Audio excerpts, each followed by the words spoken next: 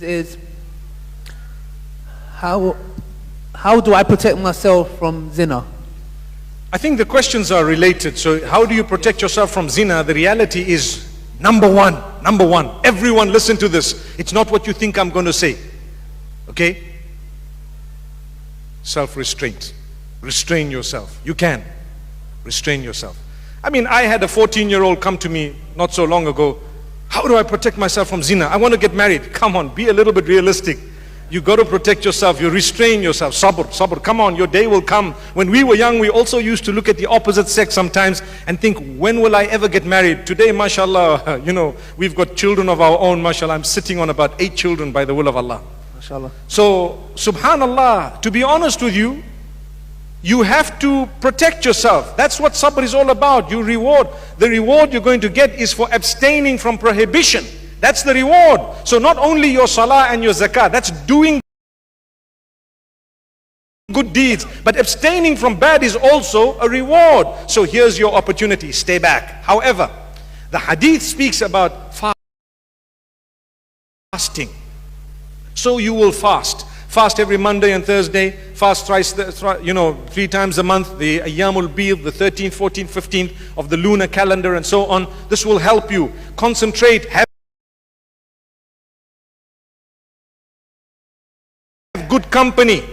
Good company really goes a long way in protecting you from adultery. Don't find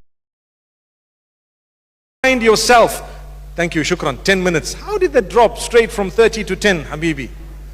Sheikh, I suggest you don't lift it. Let someone else do it, Sheikh. MashaAllah. You will have to face everybody here because it's a distraction, Sheikh. We know the time is up. Don't worry. We're now on overtime. Do you know when a match is being played? Football. And it's 0-0. Do you know what happens? They allow you how many minutes more, Sheikh?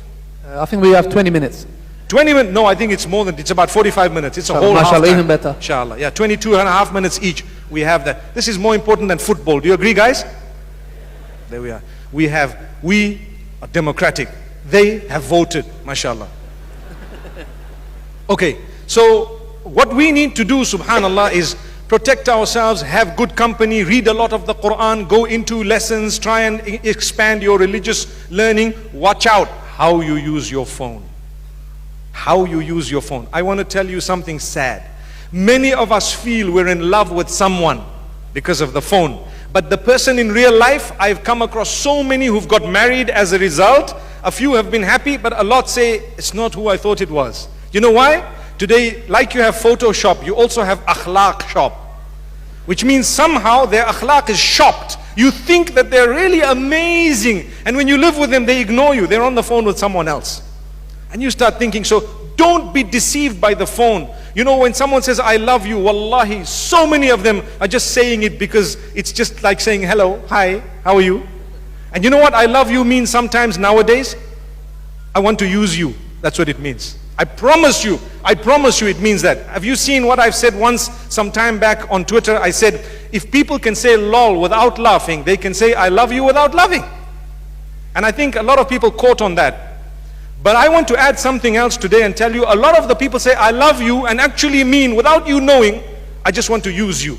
And because women are generally, emotionally, they get more attached, it's sometimes the youth, the young men who are abusing this attachment. So be careful, abstain, be strict on yourself. You fast, you have good company, and you try and engage in more acts of worship. Go out and become a volunteer. Help here, help there. And subhanallah, when the time is right, then you start opening your eyes. And I have one statement for a lot of the brothers and sisters who are not married. Subhanallah. And that is, before you are married, don't close your eyes onto one person. As tough as that sounds. As tough as it sounds. Once you're engaged, then you close your eyes. Done. Because maybe Allah doesn't want you to marry the person because they are bad, horrible. Or maybe Allah doesn't want it because something might go wrong with the children that couple will have and you don't know. So maybe Allah is keeping you apart. I'm not saying don't try. You try. You speak to your parents. You convince them. You can even change your wilaya if you want. You know what that means? This is my wali. He's my father. I will go to the panel of scholars and tell them my father is blocking my marriage without any reason. So I want to marry without my dad.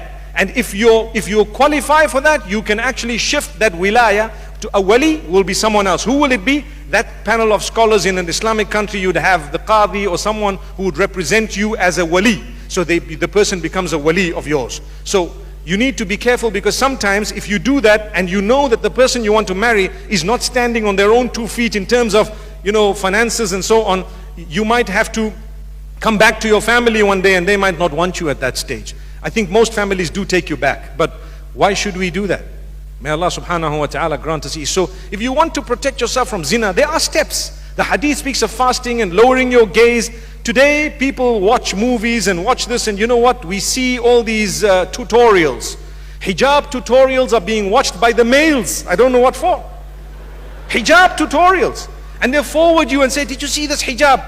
Is this the camel hump? Brother, there's a hump in your head, man. May Allah subhanahu wa ta'ala forgive us. What are you worried about this thing here for? Take it easy. Let the sisters go ahead and have a peep. But then you look at your wife and you say, I saw the tutorial. I think you need to look a bit like so-and-so, so-and-so. May Allah forgive us. So this is why we don't lower our gaze, and we don't realize lowering the gaze is very important, even when it comes to the screen. I know, you always get wise cracks in the youth. Sometimes they say, but Sheikh, I'm lowering my gaze, looking in the screen, I'm lowering my gaze. That's not what it is. You know what I mean. You don't look at these things by the will of Allah. And if you do, you are allowed to say, MashaAllah. If you really have great intentions, you can even say, Inshallah. But it's okay. That's where it stops. Allah.